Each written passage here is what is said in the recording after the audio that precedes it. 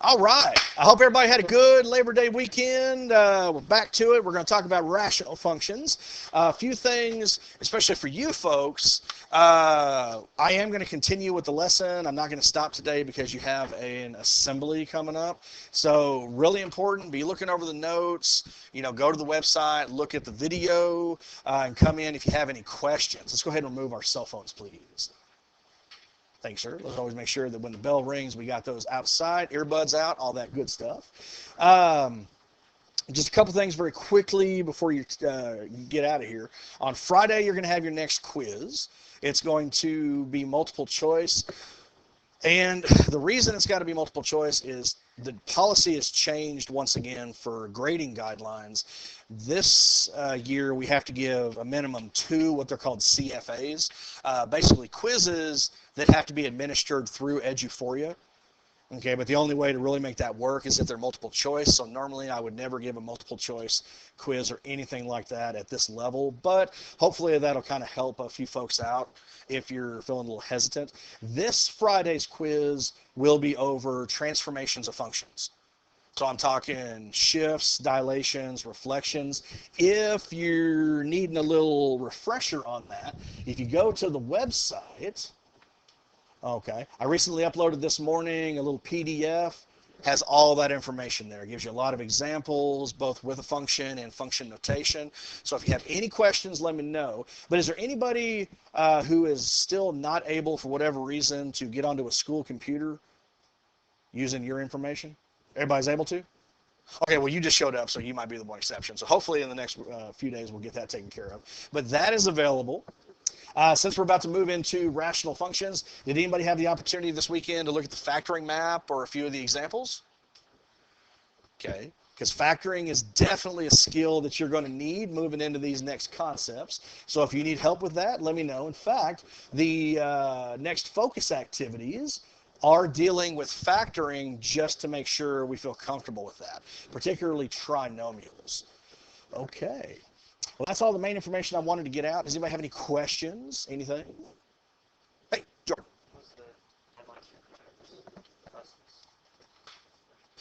Last week's quiz and the exam you have until this Friday morning, 8:05. So you still have several days if you want to go ahead and retake that. Again, the only stipulation is in order to retake, you have to have the accompanying homework assignment done. Here we go. Juniors and seniors auditorium. We're going to fill it up, so don't leave any empty seats, chairs, and please seat back up first, and we'll work our way back. Teachers, if you have a class of juniors and seniors, please come down to the auditorium as well. Okay. Thank you. Have a great day, guys. There will be a normal non-multiple choice quiz over rational functions next week, so please be looking at the material. In fact, the homework is due Thursday, the homework that you picked up today. Now, if everybody's here, we should only have 4 sophomores. Yeah, if you're a sophomore, you don't go. Only juniors and seniors. All right. See you, folks. Somebody forgot their lunchbox? That's okay. I'll take care of it. All right. Okay. Well, let's get going.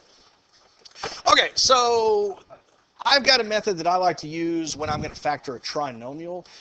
It's called My Father Drives a Red Mercedes Convertible. If you like this method, please use it. If you don't feel obligated to do so. If you want to go back to good old guess and check, if you want to use the box method, grouping method, as long as you're able to factor a trinomial, I'm good. Okay, so like this first one here, this simple trinomial, you probably just go ahead and guess and check. What 2 factors will multiply to give me negative 15, but add to give me negative 2? X minus 5, x plus 3. That's why we refer to them as simple trinomials, not only because the leading coefficient is 1, but they are really easy to go ahead and factor. Why couldn't I say plus 5 minus 3? There you go. Signs are really important. So switching those is going to go ahead and give you the wrong answer. Now, I didn't mention on number 1, but if you're going to factor anything, you always look for a what first? Yeah, greatest common factor. So what divides your 3 terms in number 2? 3. So I'm going to go ahead and divide out the 3, which would leave me what? X squared plus 7xy minus 18y squared. Okay. Now, the fact that we have a second variable, we're just going to go ahead and tack that on at the end. Pretend that this was just x squared plus 7x minus 18. Okay, so Kate, 2 factors that'll multiply to give me negative 18, but add to give me 7. There we go. So if we didn't have the y, then I would just go ahead and say x plus 9, and then we'd say x minus 2. Now, if we have this second variable, then we'll just go ahead and hook it to my constant. So x plus 9y, x minus 2y. Okay, and you can always FOIL those back together, first outside, inside, last, or distributive property, in order to do that. Now, I can't help but feel there's something I'm forgetting. There you go. 3 is part of the original expression. I didn't need him in order to continue the problem, but I do need him if I want to get back to the original expression. Okay. All right. Let's take a look at number 3. 2n squared minus 3n minus 14. Now, this one doesn't have a GCF, but it's the first example I'm going to use the my father method for. So if I were to say, please excuse my dear Aunt Sally, what does that mean? Yeah, PEMDAS, okay. Yeah, we're talking about order of operations, right? The first letter of each word is a step in the process. Well, the same thing applies here. Okay, we're going to multiply, factor, divide, reduce, move, and then check. Okay. Now, the reason I like this is because once you get accustomed to it, it actually really only takes seconds to run through. And if your trinomial is factorable, guaranteed it's going to factor it. It'll even let you know if it's going to be prime. So the multiply, the m and my. Well, what you're going to do is multiply the leading coefficient by your constant. So what's 2 times negative 14? Negative 28. Now, the f in father is going to be for factor. Well, the only way to get a negative is to multiply negative times a positive. So it's the same thing as we did before. What 2 factors would multiply to give me negative 28, but add to give me negative 3? Negative 7, positive 4. Okay. So we multiplied. We've factored. Now we're going to divide. You always divide by your leading coefficient. In this case, it's a 2. Okay. Well, now, what did the R stand for? Reduce. So if it can be simplified, we want to go ahead and do so. Now, the negative 7 halves, it's an improper fraction, but I'm going to leave it as is. Now, we know 4 halves is what? 2. The only trick to this condition or this strategy, you want to leave it as a fraction. We need a numerator and a denominator value to create your group factor. Okay, so we're going to leave it as 2 over 1. Now, we're going to use those values, we're going to move them, and we're going to create the group factors like we had previously in the factored versions. The only thing is you start from the denominator and you work your way up. So negative 7 halves, that would be 2n minus 7. So what's 2 over 1 going to give you? N minus 2. There you go. And then what do you think that C stands for in convertible? Oh, I'm sorry. And what's that C stand for? Check. Which I always encourage people to do, but a lot of people tend to go ahead and not worry about that step. Okay. But there you go. So every time I'm going to factor a trinomial, I'm going to run through this process. I've used it for a very long time. If you have another process, please feel free to use it. Okay. So this focus activity is number 5. We're not interested in 1 through 4 anymore. We turned those in. We got a grade this past Friday. So this next set is going to go at least 5, 6, 7. It might go to 8. All right. Well, let's get back to rational functions. Okay, so we started talking about rational functions the other day. We brought up the idea of vertical asymptotes and holes coming from the undefined values of x, those that make the denominator 0. But we spent a lot of our time talking about limits, okay, the behavior around the asymptotes and in behavior. Okay, so we're going to go ahead and pull all this together. Let's just look at our cases. Okay, so here's case number 1. What you're going to want to do is look at the degrees of the numerator and your denominator. What am I referring to when I say degree? What's another word for degree? Yeah, power. We're talking about the exponent, the largest power or exponent that a term has.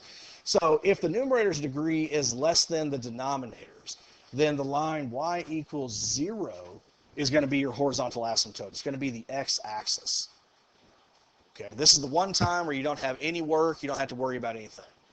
All right, easy case. Now, case number 2, what if the degrees or powers are the same? In this case, 2 equals 2. So what we're going to do is take the ratio of the leading coefficients for the horizontal asymptote.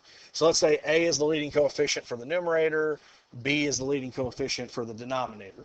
Okay, you divide those out, you've got your horizontal asymptote. Okay, so sir, what is the horizontal asymptote, Philip?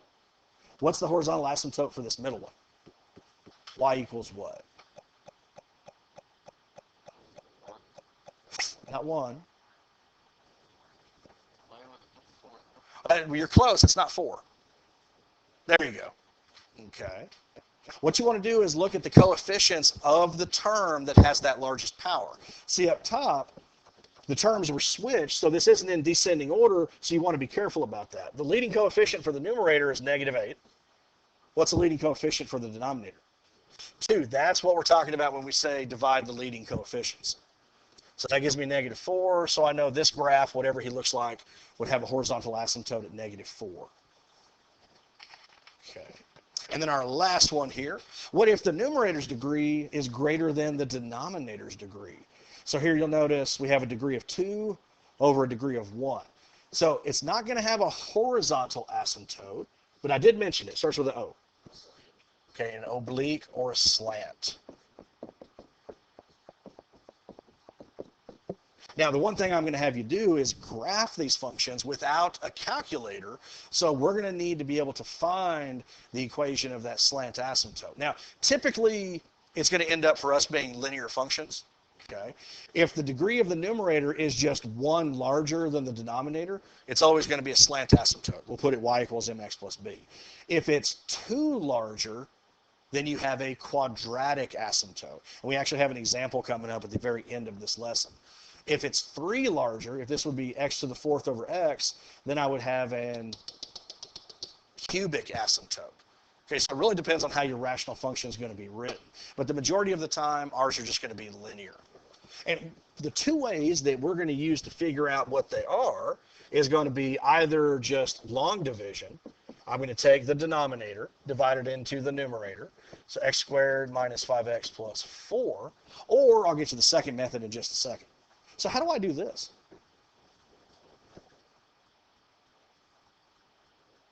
Say again, Kate? It's like regular division. Yeah, you're just dealing with polynomial terms. So x times what would give me x squared? X. So now, just like I'd find a digit or a value to start my quotient, I got to distribute across the divisor. So that would be x squared minus 2x. And you notice it's really important my like terms are going to line up. If your dividend, the numerator, is ever missing a term, remember we have to account for it with a 0 coefficient. But what would you do now if you were performing just normal long division? You'd subtract. Okay, so it's very important you always match up that first leading term so that they become opposites.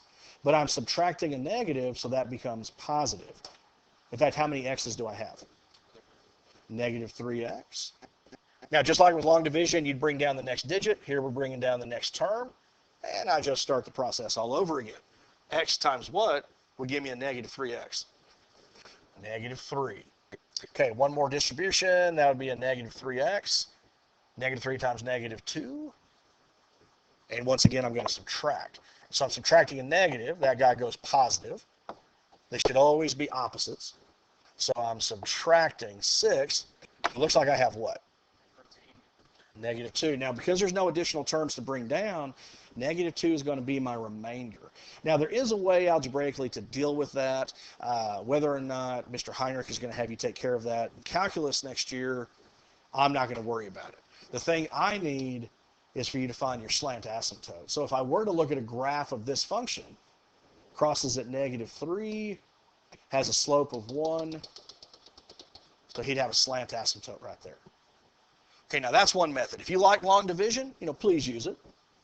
But what's the other method? Synthetic division. Okay. If you're dividing by a binomial. Now, synthetic division actually can be performed if you have a trinomial divisor. It's just a little more involved. So you may remember the framework. You're going to start with a box in the top left corner. I'm going to draw a line. Can anybody tell me what's going to go in the box? 2. You need to input the value of x that would make your divisor 0. Okay. What's going to go to the right? There you go. You want to make sure that your dividend is in standard form. Remember, it starts with the largest power and descends. So x squared minus 5x plus 4, 1, negative 5, 4. How does synthetic division work? There you go. If you're above the line, you're going to add. If you're below the line, you're going to multiply. So that first 1 drops. 1 times 2 is 2. Negative 5 plus 2? Negative 3. And is this looking familiar? These are the same values we got a moment ago using long division. So negative 3 times 2 is a negative 6. Again, should be matching up what you have over there until I get to a remainder of negative 2 in the last column. Okay, now these values below the line, they're going to be the slant asymptote we're looking for. You always have to start your answer 1 degree less than what the dividend is. So since I have x squared, that should be x, that should be my constant. So I still end up with 1x minus 3. Okay, now I'm not going to hold you to a particular method. If you prefer one over the other, completely up to you. I just need you to be able to find what that oblique asymptote's going to be. Okay. Well, we've got a lot of information about rationals. Why don't we go ahead and get to it? Now, the most important thing is we need to be able to do these without a calculator. We need to be able to reason our way through based on the information that we have. Now, this one A is already factored for me. But let's go ahead and write out the original form. This was 2 over, what do I get if I multiply these groups? X squared plus x minus 6. Perfect. Because this is going to come in real useful to us. Now, there are certain ways that we're going to write out how we find the information, but I am going to go ahead and go more with the shortcuts this time because it's more of a review. So the x-intercepts, if you want those, what are we going to set equal to 0? The top, we're going to set the numerator equal to 0. Okay. If we want the y-intercept, well, then you're going to divide your constants. Okay, and I'll show you what that means in just a second. Okay. Now, for both the vertical asymptotes and your domain, now this will also help with the holds, you want to go ahead and set the denominator equal to 0. Set the denominator equal to 0. Now, typically, any value of x that makes the denominator 0 will become a vertical asymptote, an infinite discontinuity. With this one here, will either of those values become a whole? Why?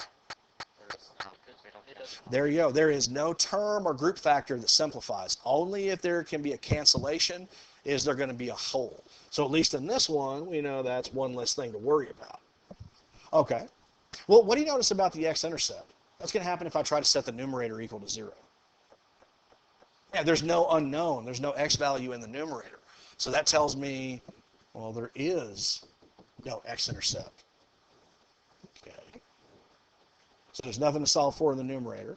Now, what do I mean in the y-intercept when I say divide constants? Yeah, because if the x values were 0, which is what any point on the y-axis is going to be, if those were to suddenly vanish, well, all you're left with are your constants. So 2 over negative 6 looks to me like I'd end up with a negative 1/3. Now, for the intercepts, now the x's, we didn't have one, but always write out those intercepts as an ordered pair because it's a location. So 0, negative 1/3. Okay, so if you just give me the value without giving me the ordered pair, don't be surprised if you get some points taken off. Okay. Now, for the vertical asymptotes, let's set the denominator equal to 0. So x minus 2 equals 0, x plus 3 equals 0, so x equals 2, x equals negative 3. Again, we already talked about the fact that they're not wholes, nothing cancels in the original function. But when you're giving me the asymptotes, always give me the equations. So I'll just put 2 and negative 3, put x equals 2, x equals negative 3. Make sure to give me the equation. Okay. Now, does this graph have a horizontal or a slant asymptote? What do we think? Horizontal. What do we notice about the degrees? What's the degree of the denominator? 2. What's the degree of the numerator? It is 0. Okay, when we say degree, we're only looking at the powers on the variables. So you could rewrite the numerator as 2x to the 0, which would be equivalent. Numerical values are said not to have a degree. Okay, so yeah, in this case, the denominator's degree is larger, so it's just the x-axis, y equals 0. That's going to make it real easy. Okay. Well, if I know the values that I have to throw out for the domain, then what is my domain in interval notation? Negative infinity to what?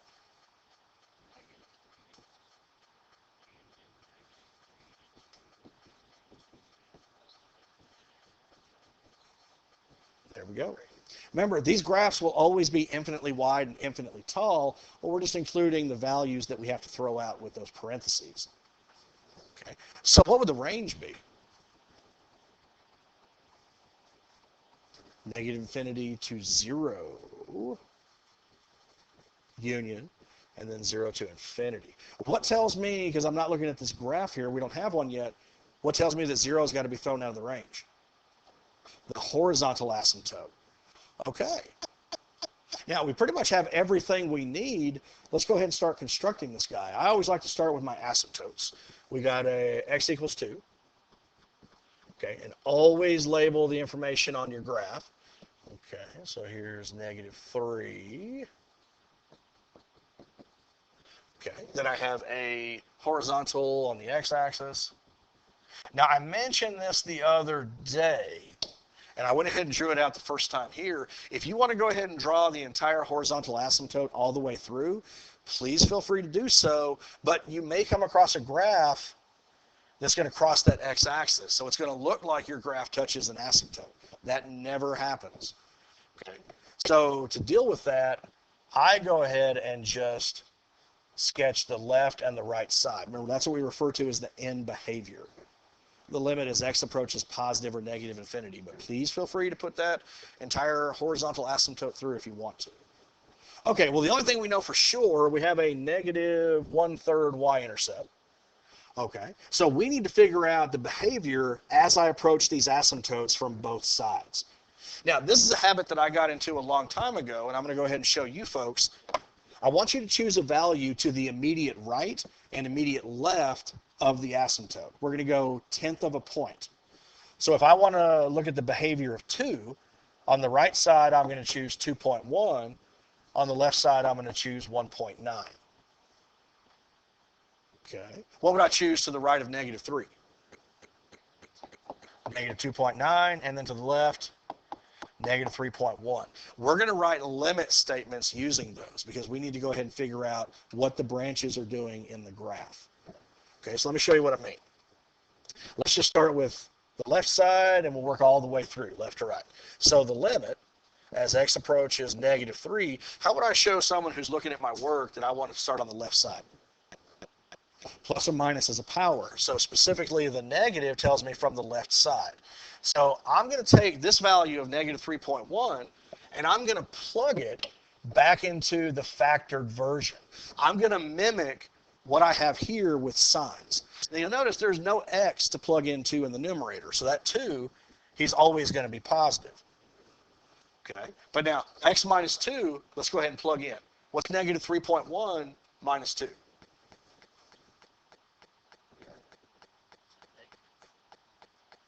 Okay, negative what? Negative 5.1. Now, I'm not so concerned with the actual value itself, but this is really going to help us with what's coming up next week, sign charts. I'm only going to be labeling these parts according to the sign I get. Now, what's negative 3.1 plus 3? That's another negative. So what's that going to simplify to? Positive or a negative? So this is going to become positive infinity. Remember, when you're looking at the left and right sides of a vertical asymptote, there's only 2 choices. It's either going to go to positive or negative infinity. So on the left side, my analysis shows me positive infinity.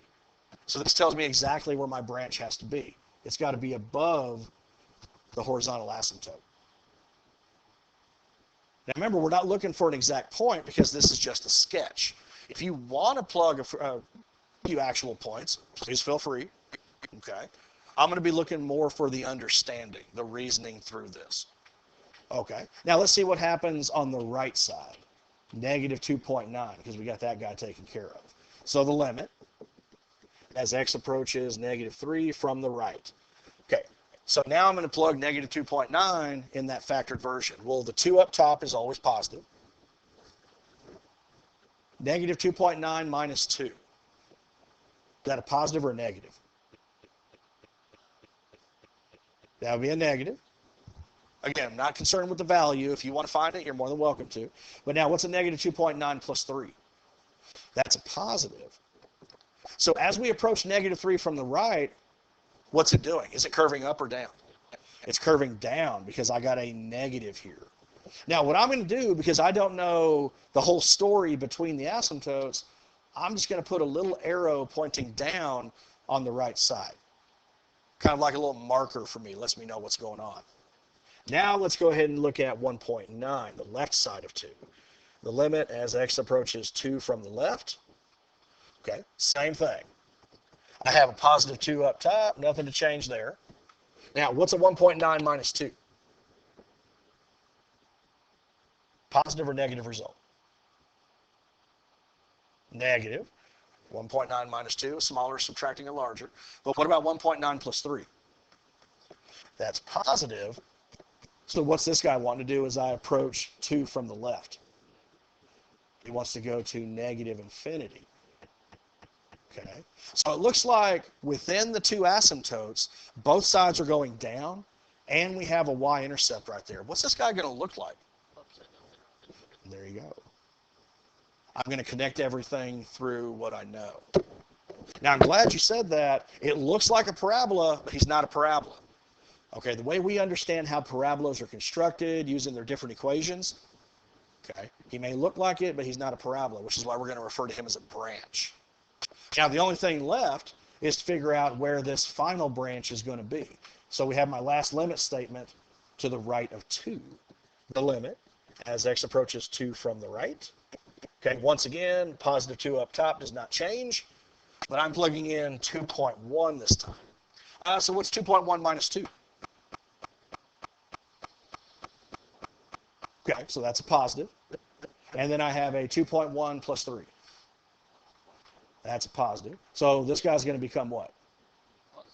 Positive infinity. So because I got a positive, where's my branch on the right side of 2?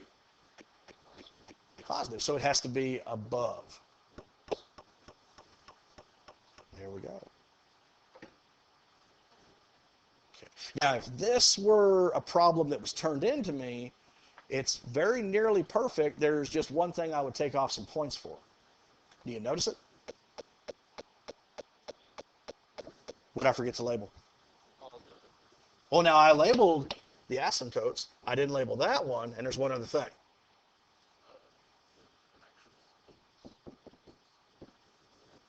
The y-intercept. Okay.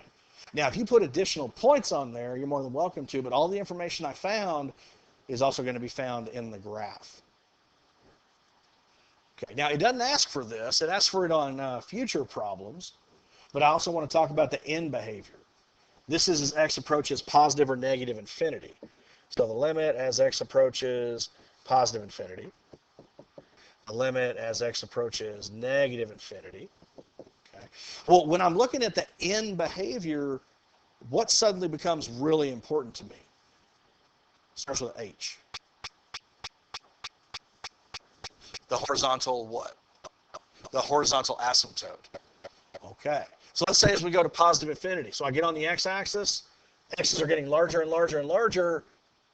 The branch is getting closer to what? It's getting closer to 0. It's always going to approach that horizontal asymptote. Doesn't matter if it approaches it from above or below. In the opposite direction, negative infinity, the function is still going to approach 0. So what I'm doing here is kind of leading you more into what we're doing next week, rational inequalities, because we're going to solve those using sign charts. Okay, so when you start seeing expressions like this, where you have f of x is greater than 0, if you have f of x is less than 0, well, remember, f of x represents what? the y value, an element in your range. So when we're saying where is this greater than 0, graphically we're saying where is the graph above the x-axis, because the x-axis is where y equals 0. Above you would be positive, less than 0, below you would be negative. So if I were to create a sign chart that's going to tell me what's happening graphically, I'm going to put the discontinuity values on it. Now I've only got 2 vertical asymptotes, so I'm going to put -3 and 2. And there's more information that's going to go on there, but I'm not going to worry about that right now.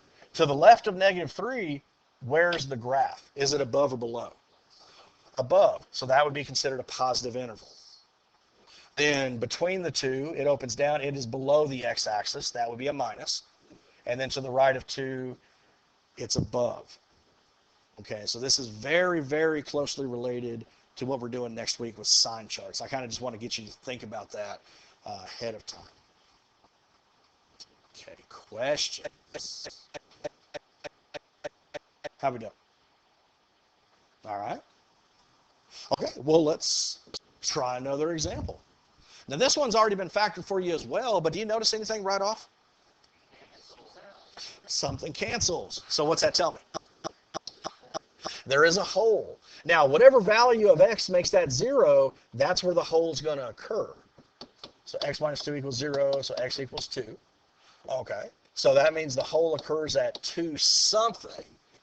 But how do I figure out the corresponding y value? There you go. Any value of x that still remains after you cancel, you plug that value in. So 2x minus 1, 2 times 2 minus 1, that's going to give me 3. So I know there should be a hole located at 2, 3. Okay. Now, knowing that there's a hole here for this particular problem, is this also telling me something else that I don't have? How many values of x made the denominator 0? Only 1. There are no additional values, so that means we don't have what? There's no vertical. Now, this one won't have a horizontal either. So there's no vertical. In fact, there's no horizontal because once it's simplified, it's no longer a rational function. Okay, so there's no horizontal either. In fact, what kind of graph is this going to look like? It's just a linear. The only thing left is 2x minus 1. Okay, so what's the y-intercept? -1, slope is 2, so I can go up 2, right 1. So my line is going to look something like this. Okay. Now we can either go ahead and work from the linear function or still kind of consider it a rational function. It actually really doesn't matter. But if I want to know the x-intercept, I'm just going to take that linear function, set it equal to what? 0. So this is just a 2-step equation. Add the 1 divided by 2, so x equals what? 1/2. And it looks like my function is crossing at 1/2. Now remember, I'm going to go ahead and write that as a location. We already knew the y-intercept was -1, so I'm going to go ahead and say 0, -1. Okay. Kate, can you tell me the domain?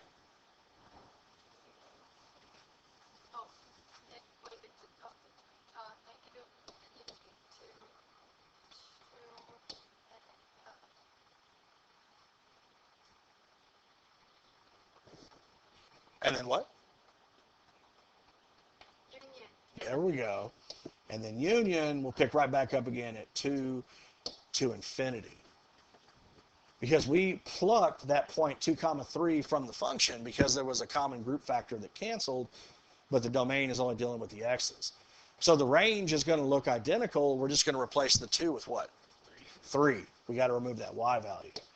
So negative infinity to 3, union 3 to infinity. Okay. Now there's no asymptotes here to go ahead and look at, but we can still figure out the end behavior. I can say the limit as x approaches positive infinity, and I can say the limit as x approaches negative infinity. Well, what's going to happen as x becomes increasingly large without bound? What's the function doing? Increasing without bound. So what should I put? Infinity. There you go. So what happens as x becomes infinitely small? It goes to negative infinity. See, normally this is where you would look at the horizontal asymptote or even the slant asymptote if it had one. But without those, we just have to look at the graph itself. Okay, how we doing? Is this coming back to you? All right. Well, that is as far as the other classes got. So I figure we'll just go ahead and stop there for today. Make it easy. We still got, what, 11, 12 minutes? Yay.